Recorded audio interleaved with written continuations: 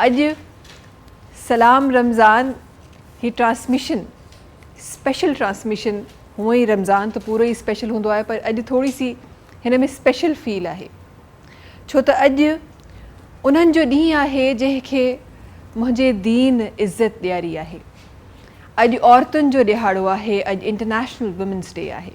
तव्हां सभिनी खे, मूंखे ॾिसणनि तमामु जेके औरतूं आहिनि उन्हनि सभिनीनि खे असां सभिनी तरफ़ां ही ॾिहाड़ो मुबारक।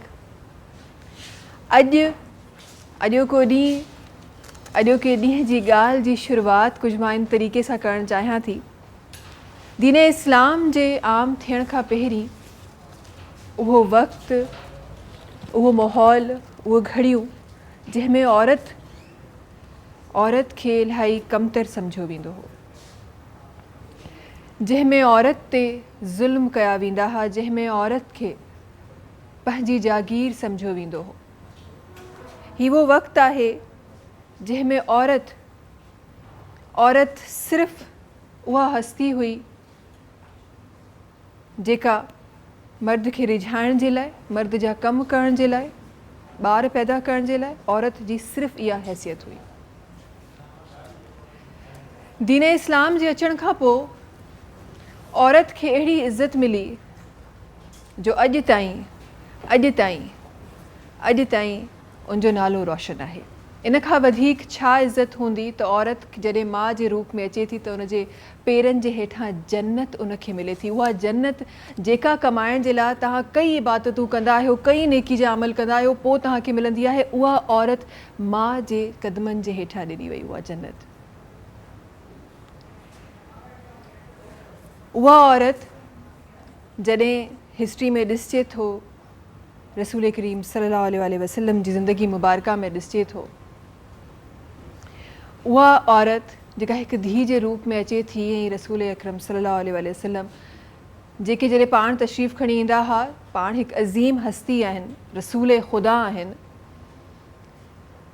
पाण जॾहिं तशरीफ़ खणी ईंदा त माण्हू उथी बीहंदा हुआ त उन्हनि खे पसंदि न हूंदो, पर उन ई जॻह ते जॾहिं उन्हनि जी धीउ सॻोरी अचे थी त पाण उथी बीहनि था ऐं पोइ उन्हनि जो इस्तक़बाल कनि था। इन नमूने रसूल अकरम सल्लल्लाहु अलैहि वसल्लम असांखे धीअनि जी क़दुरु करणु सेखारियो, धीअनि जी हैसियत ॿुधाई, औरत जी हैसियत ॿुधाई।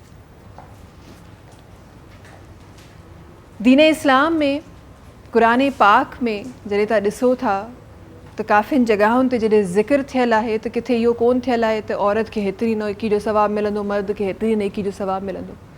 जिथे जिथे कंहिं बि कम जी ॻाल्हि आई आहे, कंहिं बि गुनाह जी ॻाल्हि आई आहे, कंहिं बि सवाब जी ॻाल्हि आई आहे, कंहिं बि वॾी शइ जी ॻाल्हि आई आहे, कंहिं बि नंढी शइ जी ॻाल्हि आई आहे, उते औरत ऐं मर्द खे बराबरि ॾेखारियो वियो आहे।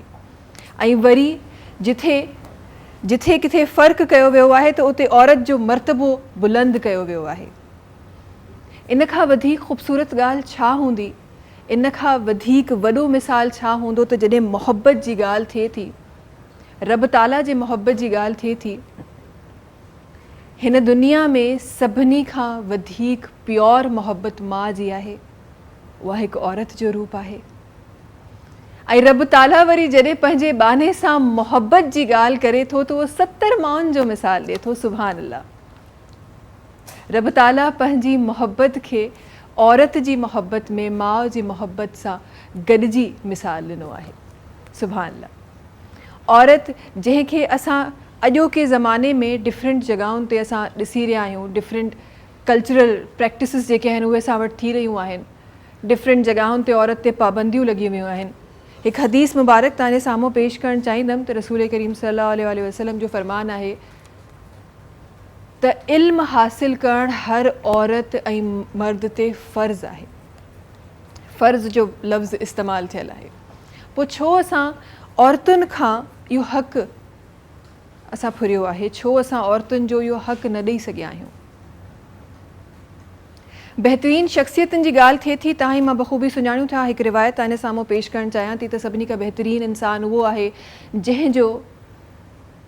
जंहिंजो रवैयो, जंहिंजो इख़लाक़ सुठो आहे। ऐं उन इख़लाक़ सां गॾु काफ़ी रिवायतुनि में इहो बि अचे थो त जंहिं मर्द जो पंहिंजी ज़ाल सां जेको रवैयो आहे उहो ख़ूबसूरत आहे, उहो बहितरीन इंसानु आहे। ऐं उहो बहितरीन इंसानु उहो बहितरीन इंसान जिथे काफ़ी रिवायतुनि मुताबिक़ जन्नत वो उनखे मिले थी। सुभान अल्लाह। सब्सक्राइब कयो असांजो official YouTube channel SIM TV HD Islamic ऐं वधीक अपडेट लाइ बेल आइकन खे क्लिक करियो।